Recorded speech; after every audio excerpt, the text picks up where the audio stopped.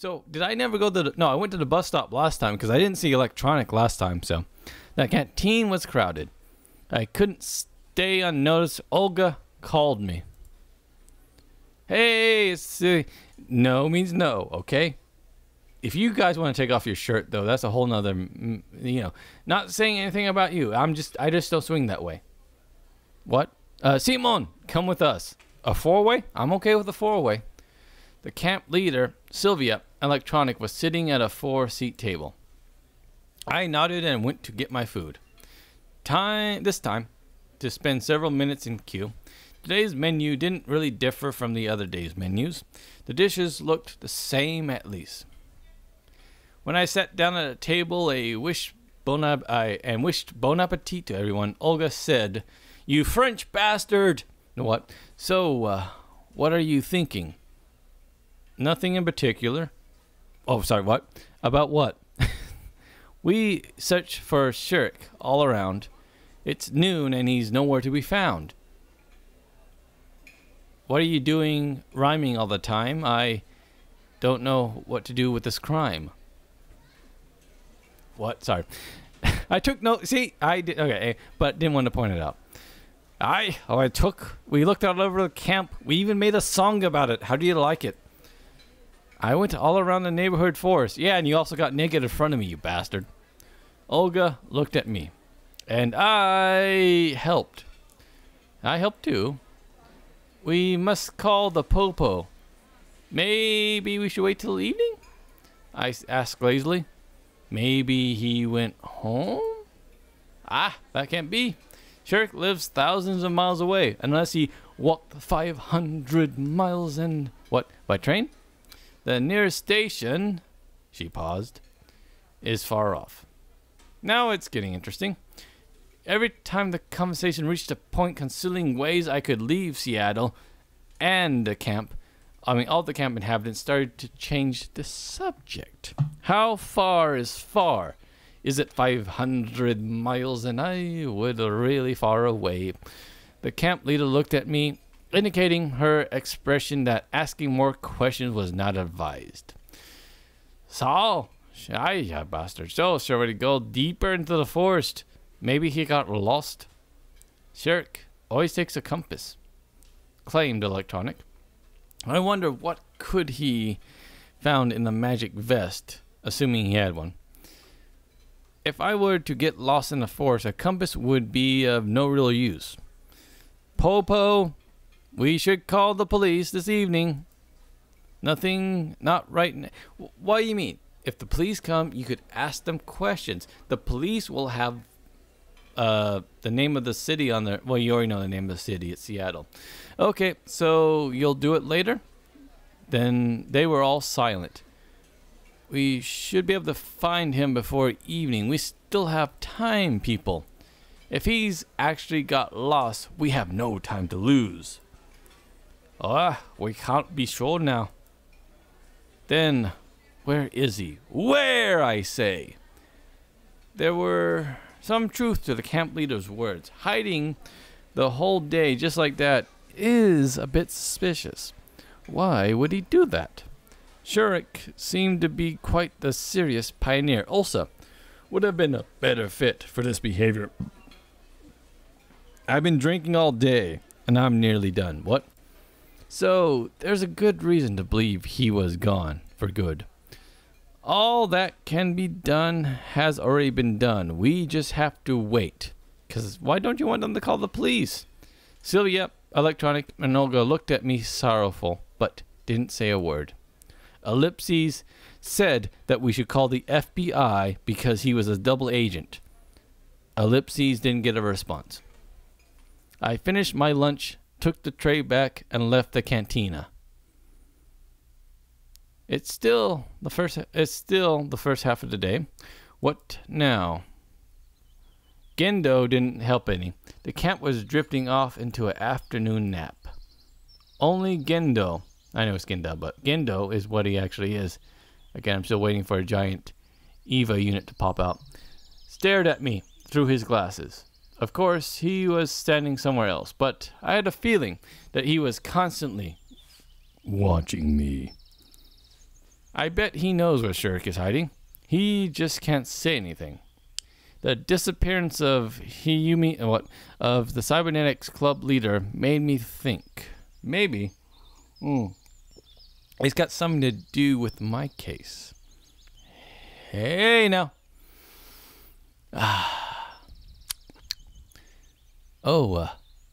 Pioneer.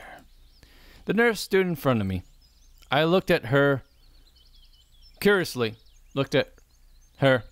Again, you do have buttons here. You know that, right? You don't have to just leave. I mean, sure, it's a summer day and you might enjoy the breeze, but I'm just saying you do have buttons here.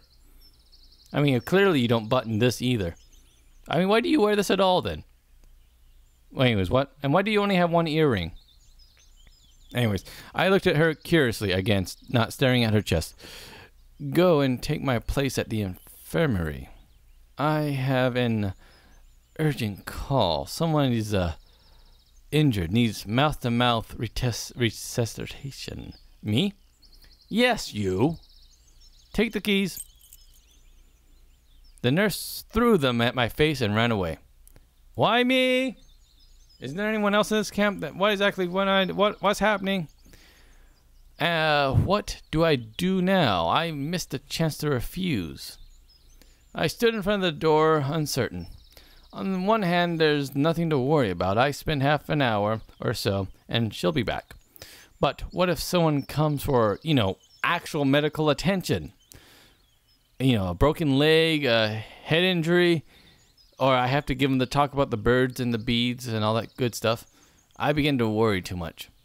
I hope that there's no injuries more serious than a bruise and scratches in this camp. But at the same time, I could not shake the idea that in a serious situation, I would be absolutely useless.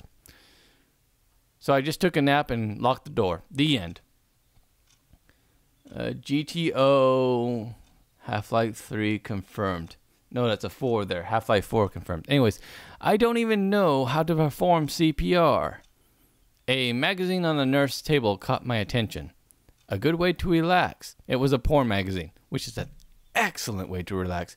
That's an Apple II, isn't it? I guess. This labeled Soviet fashion. The publication dated a month. Date or month was absent. However, there was not a surprise. There was a much stranger things here. I didn't know much about the Soviet magazine. Maybe they actually didn't have publication dates on them. Models dressed in old-fashioned clothes stared at me from glossy pages. Nowadays, no one wears such clothes. I smirked. I wonder if Sylvia, for example, considered this fashionable. I wonder what she looked like naked. What? I could only imagine what would happen if she appeared in my time wearing something like this. Imagine we were walking hand in hand, wearing a coat with a hood, and she is dressed in a lavish dress covered with lace and things, with only a G-string on underneath. What? Sorry, I'm getting distracted for some reason. Seems like I'm already imagining Sylvia in my word. By the way, when I did this before, it was Lena, wasn't it? So does that mean I'm going towards Sylvia? Sweet. With me. And not only Sylvia. The dress better suits Ulsa. This cute one would look good on Elsa, and the skirt corridor would look good on Lena. If only they could be real. Now, no, I saw them, hear them, could even touch them. But still, they are here, and I simply don't belong in this place. It's alien to me. I just waiting for a chance to get out of here. Waiting because nothing is up to me anymore. I sighed and put my head on a table and fell asleep. Ellipses came in with a disattached arm. I had to sew it back together. I was awoken by the noise of the door opening. Lena stood at the door. The nurse isn't here? I'll come back later. I'm substituting for her. Please, take off your clothes and sit on the table. Since I'm responsible for pioneers' lives, I should do it with the full sense of responsibility. Although, in fact, I was just afraid that something bad might actually happen. Any health complaints? I tried to give Lena the most professional smile I could and not confuse her. Nothing special. Just headache. Whoa, let's do this. All right, I'll take off my... No, wait. Some painkillers, maybe. Excuse me. Swinging painkillers, the whiskey's starting to take effect on me. Of course, I wasn't aware where to find required medication, so it took me a while to find them. Ah, finally. I handed a Metamose tablet to Lena. Thanks. She smiled. That was completely unexpected, and I lost touch with Aldi, staring at her. What? Lena turned around, awkward in an instant. Listen, I've been staring at your boobs all day. What? I've been wondering, do you like this? Again, pointed at my crotch. I don't know what got into me, but I grabbed the magazine from the table and showed her the picture of the skirt and a cardigan, which would really suit Lena, in my opinion. Maybe I went completely nuts thinking about all the girls being in my world. Or maybe I wanted to distract myself with this chipper elevator music, just waiting for the nurse to come back and relieve me. And I mean that in an innuendo way. What? Let's go. Lena looked at the picture. Yes, yeah, I guess. It's stuff like this fashion? I don't know. She got confused and started blushing. Why do you ask? Really? Why?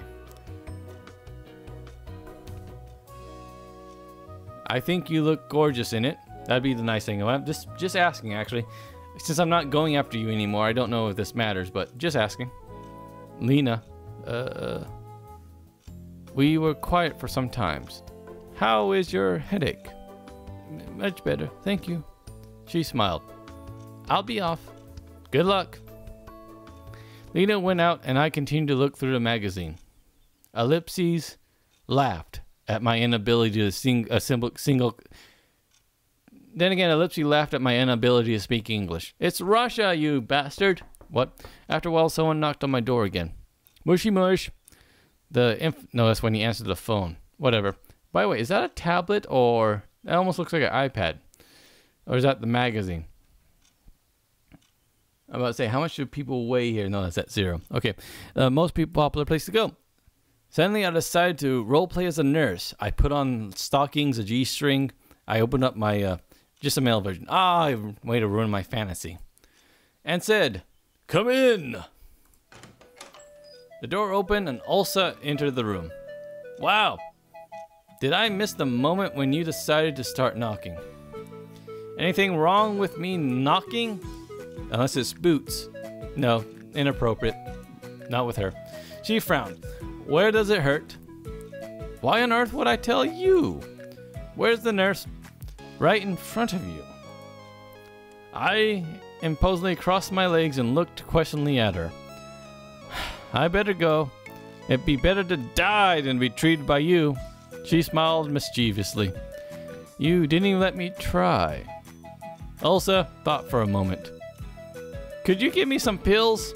What, like ecstasy, Vicodin? What do you want? You want to feel woozy or feel not at all? What's bothering you? I took some time to reply. A heavy stomach ache. Sure, it's not an empty head. I muttered under my breath. What did you say? Nothing. Give me a second. I found some pills in the first drawer, opened it.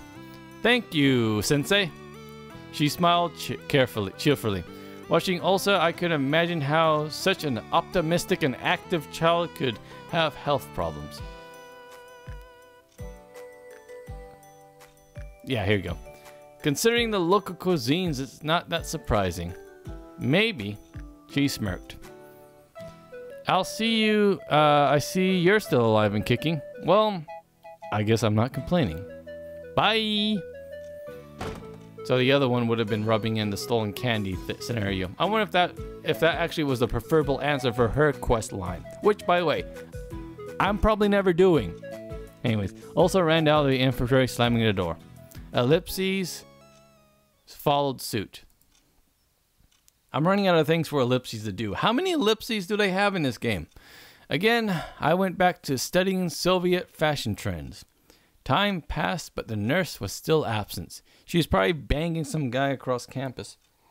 I was looking for any clues of the situation. I was just sitting around flipping and flapping off.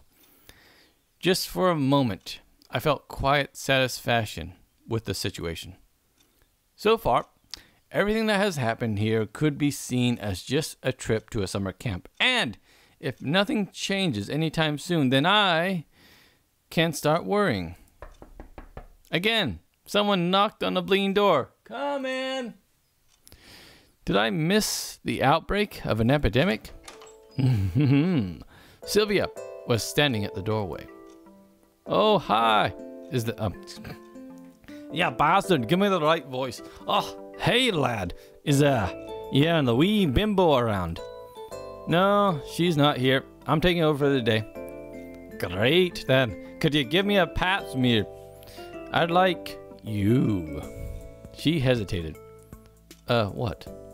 Ah, no, it's nothing, lad. Strange. I wouldn't even think that such a open person as Sylvia would keep something quiet. If there's something bothering you, please tell me. That's why I'm here, to treat people. I smiled widely. Ah, no. I mean, yes, but no. Hearing that made anything possible, even dividing by 0. So, how can I help you today? Yo? I guess you can't. She smiled and was going to leave, but suddenly stopped. However, could you step out for a minute? Why not? Okay. I could hear the buzzing noise as if someone was using a personal massager. That's kidding. I stepped out for an inferno and I leaned against the wall. I wonder what she might be doing, something that I can't even see. After a minute, Sylvia opened the door and came out.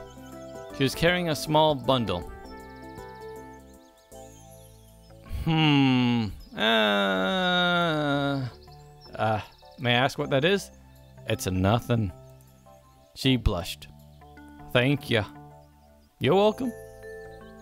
Sylvia ran away. She ran so far away, and the ellipses began to sing the background vocals. Come on, ellipses! Couldn't get away. You silence, ellipses. Keep singing.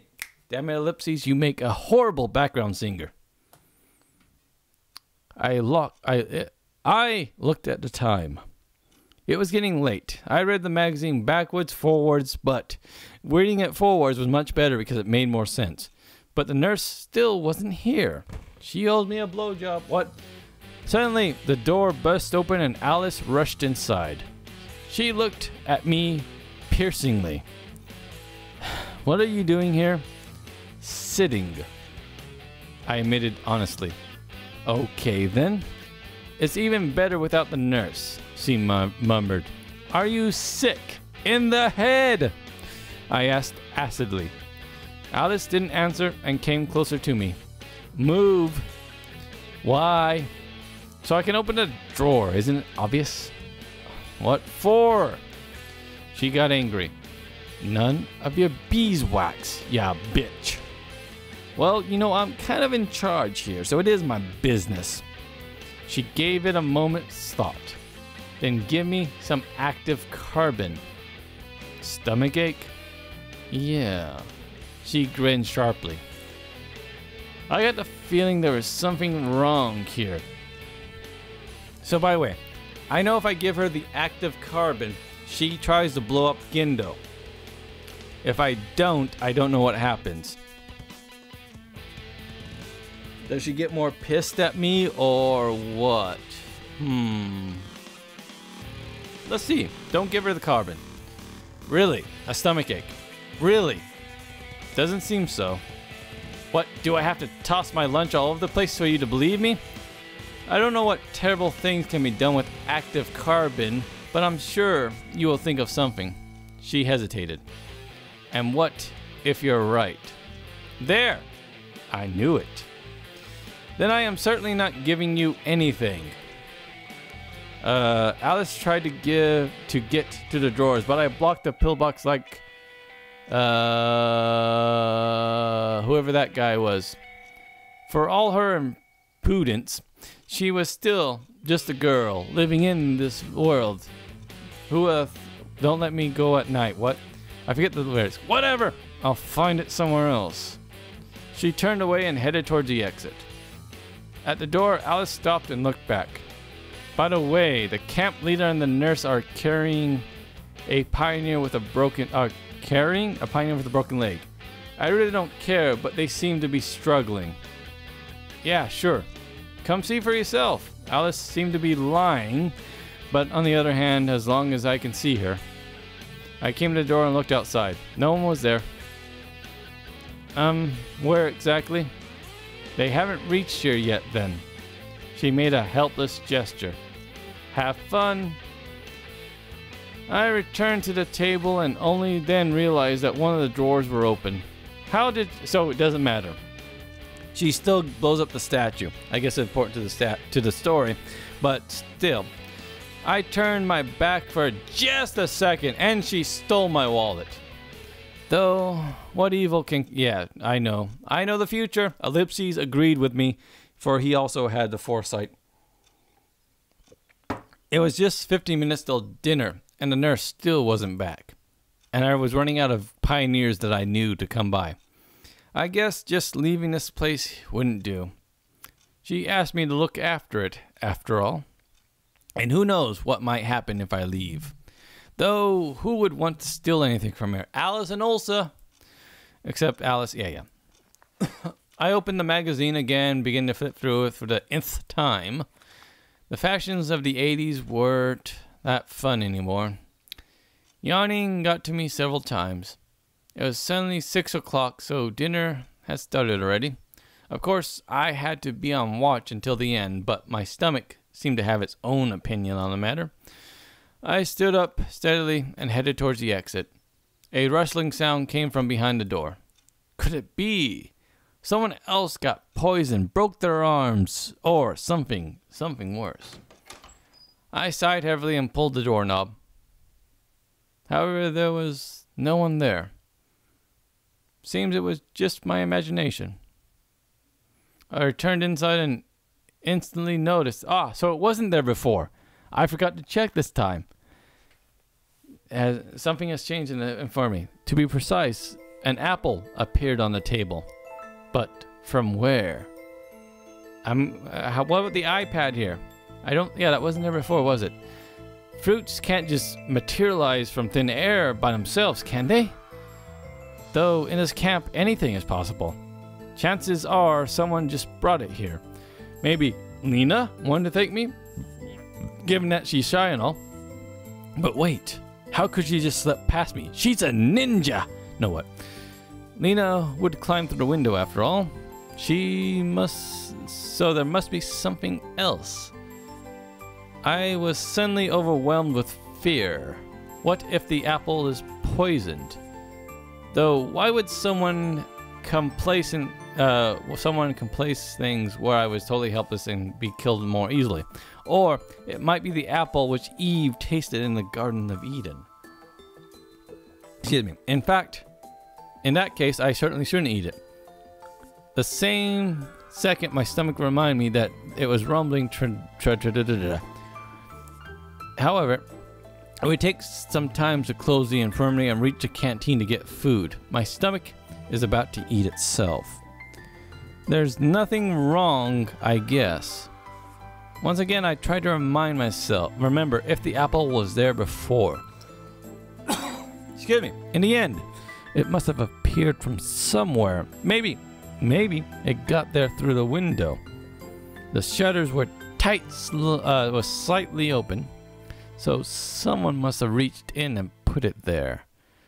Nothing serious, however. So, can I save the game? No, I can't, because I know I didn't eat the apple last time, and everything turned out normal. If I eat the apple now, do we still go on a magical search for Shirk, or what? Oh, because downright the apple's suspicious. It wasn't there before. Why eat it? We can wait. But what if I do eat the apple? What happens? All right, let's eat the apple. Finally, hunger prevailed, and I started chewing on the ripe apple with gusto. It taste seemed normal, though I didn't even think the strongest poison could be tasted. But it's too late to think about that. It was time to go for dinner.